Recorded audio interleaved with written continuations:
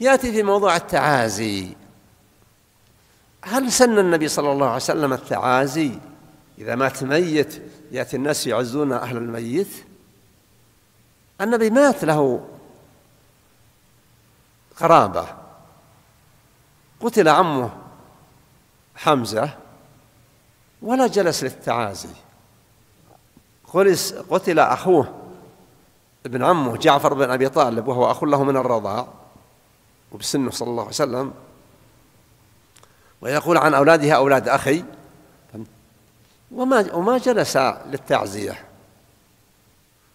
مات من بناته كم واحدة في حياته صلى الله عليه وسلم ولا جلس للتعازي.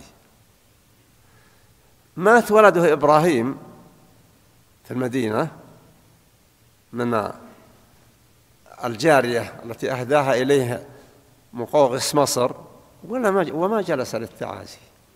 في الفقه عندنا في كتاب الجنائز يستنكرون تعمد الناس فيما يتعلق بالتعازي. أما إذا صلوا على المقبرة وعزى بعضهم بعض هذا إن شاء الله لا حرج فيه.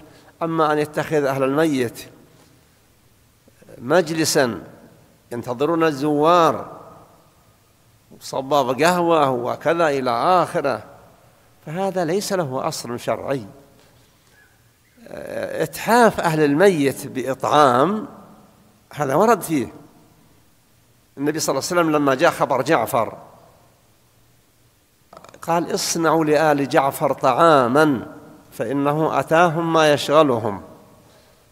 صنع الطعام لأهل الميت لانشغالهم بخبر موت ميتهم هذا سنة، لكن لا يكون على أساس وليمة وكراسي وميكروفونات وما إلى ذلك، لا، إنما تكون على بقدر من البساطة على قدر الحاجة.